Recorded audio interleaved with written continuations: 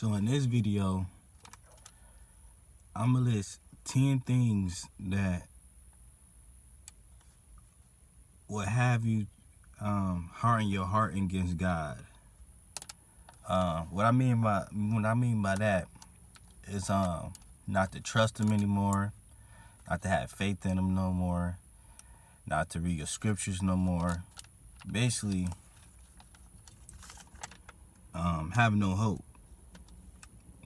So I'm gonna list 10 things, probably less, but is that you need to watch out for in life that can affect you when you walk with Christ, or when you beginning your walk with Christ, or you trying to, get His attention, or you want God to let you know that He's there.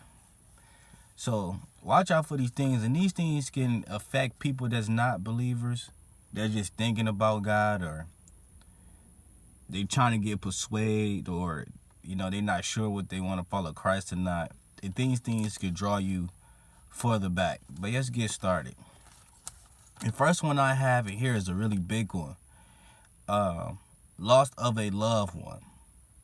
I hear this numerous times when people loved one dies. Mother, father, sister, brother, auntie, uncle, cousins. A lot of people don't know why they die. They ask God, like, why them? Why couldn't it be me? Why you take my mom away? She could have lived a little bit longer. I enjoyed it here on earth. Or why my dad have to die this way? Why he had to get hit by a car? And those things, when people think about when those things happen, they thinking that God is in control.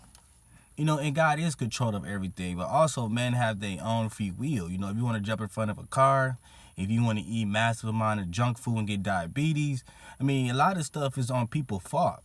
You know what I'm saying? God didn't tell you to be a destruction worker and like fall off a building. That's why the way of a man is foolishness to the Lord. In another scripture it says, how can a man know his way when his way is of the Lord?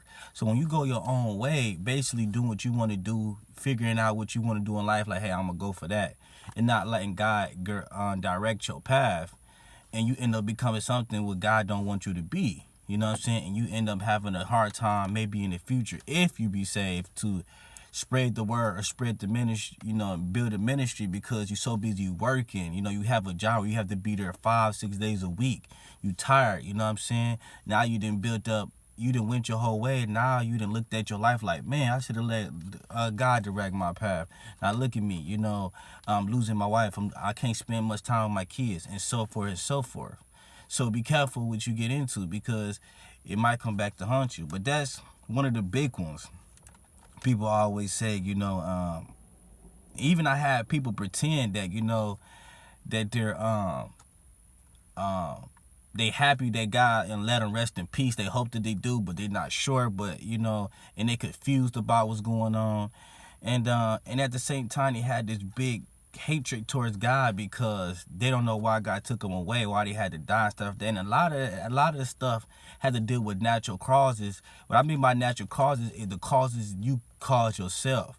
You know what I'm saying? The sickness and all that stuff. All that stuff is evil spirits that's just eating away at your body like maggots, like piranhas. They eat away. When you're not saved, when you a half Christian, when you backsliding, when you pretending, God know when you pretending, and God know who His chosen people is and who to protect. And when you out there pretending and being fake and doing all this other stuff behind closed doors, you bound to have sickness and negativity come your way. Just to get that out there. So number 2 is the loss of material things. This is a big one too. Basically, when you like have a nice car, you lose it. You go hatred against God, because you start asking God, why you make me do this? Why you do this to me? Why you take this way? It could be money. It could be fame. It could be popularity. It could be friends. So material things, like cell phones, video games, it just break out of nowhere. You know what I'm saying? Or somebody, anything that get taken away, that's material things, could turn your hatred against God, because people put this stigma about God that our lives are always supposed to be good. We always supposed to have good things. It supposed to be heaven on earth. That's come from people that don't know the scriptures, and this world is going to end one day, and it's ending. So people think that their lives want to be that God should make everybody's lives all good and gravy, like he's no devil on this earth. So that's one thing. Another big one too. It can turn your hatred against God. It's another one. Loss of husbands, wives, brothers, girlfriends. Stuff like that. Really bad. You always had constantly have bad relationships, over and over again. But a lot of that stuff, man, have to deal with yourself and what you put yourself into, not what God put yourself in through. And you get mad at God for every single last bit of reason. Oh, you took my wife away. I took your girlfriend and boyfriend away. You ruined our relationship. I remember all those times I prayed to bring it back together and then come back together. But that's a lot of stuff that had to deal with you and your prayer and your faith. And a lot of times people put their loved ones in front of God. So you wonder why your relationships and your marriage is not working properly and it's breaking apart. And you get to a point where you have no trust.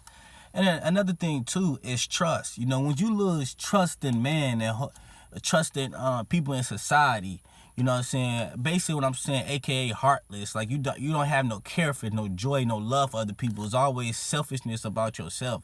That grows against God too, because how can you love God and trust and have hope in him, when you hate society, when you hate people, when you selfishness, when it's always about you, when you greediness, you know what I'm saying? It's always about you and what you want and what you need. And the first one, commandment, you love the Lord all your heart, mind, and soul. You have to love the Lord first with all your heart, mind, and soul. Almost, you have to be dedicated. You have to be a slave to Christ to be able to go out and love and care for other people. And people think, oh, they person's showing love. They're giving back to the homeless people. They're giving that to that. See, that's worldly love. That's not godly love. And the outside of it and the inside of the world, it look like, you're doing what you're supposed to do. You know what I'm saying? But when God look at it, he know his thoughts are not our thoughts. That's the scripture as well. And you gotta look at things totally different. He sees everything that you hide and everything that you're doing. You know what I'm saying? So you can't try to sneak nothing past it. And so he looks at it a lot different when people going out and give and stuff like that, and it be nice and all that. And some people wonder why they not getting what they deserve back. Like, why I'm not people not giving me the same love back. Why I'm giving to people scamming me and hating me, and I'm doing all this good stuff for people and they ain't appreciate it. And your heart go hard against people in society in general. Rather, if you're saying that you only hate the people that's hating you, but it turns out over time you start hating the people that's showing you love, and it becomes all fake, and it's just a whole big mess. And that could grow hatred and towards God as well. Another one, loss of schooling. That you think you're not, that you failing your tests. They said you praying, you failing your tests.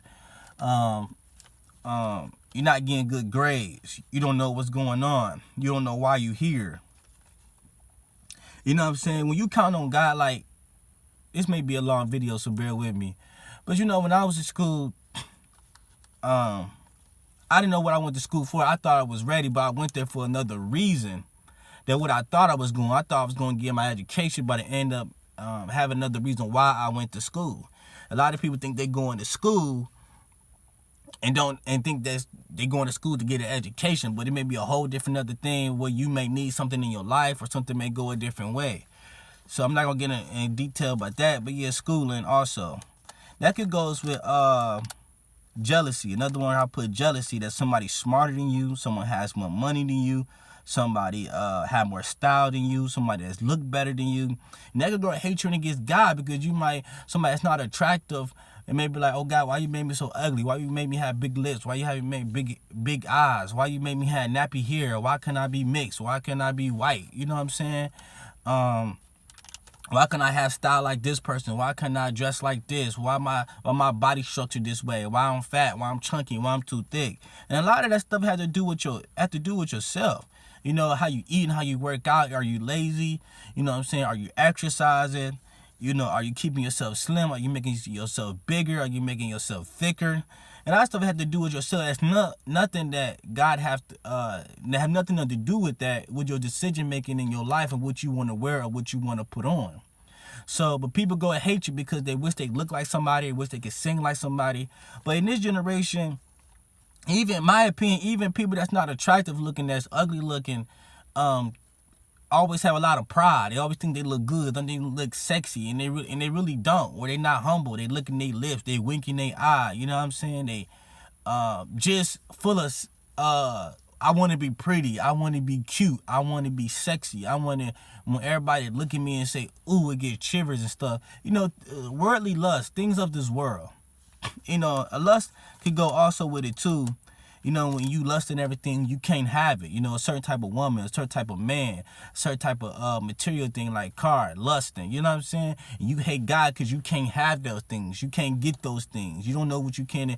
You know what I'm saying? You hating God for every little bit of reason that you want but you can't have. And yeah, another one's on here is lots of things that you want in life. You know what I'm saying? It goes on to the same thing, jealousy. Stuff like that.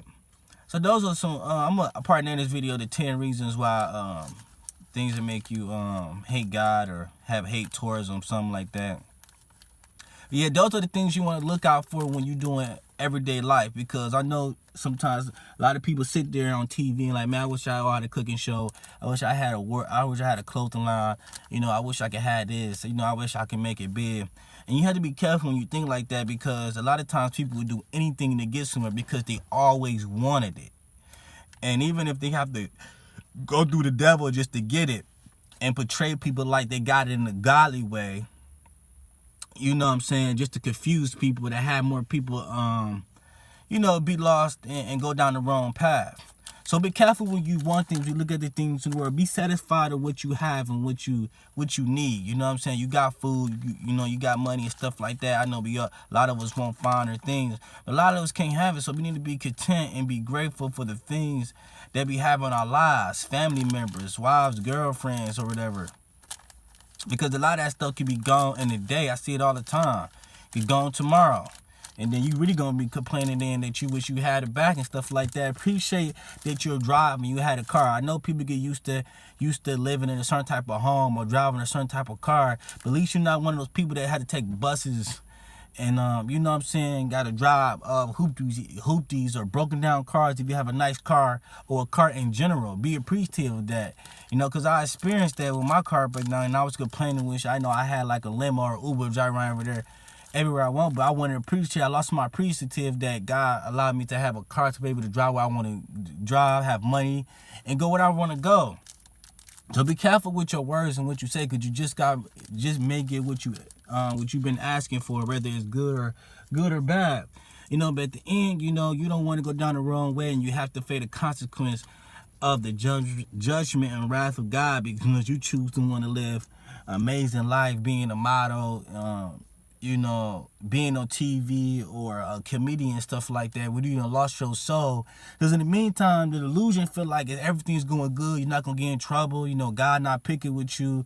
What I mean by that, you know, like, your life been going smooth, like you really had no problem. You got friends, you laughing and stuff like that, but that's the illusion of the devil, is surrounding you to keep you, you know, keeping you depressed and messed up, you know, so you can keep on living your lusting and worldly life until at the end, you know, you're going to feel the wrath of God because of all the bad decisions that you made.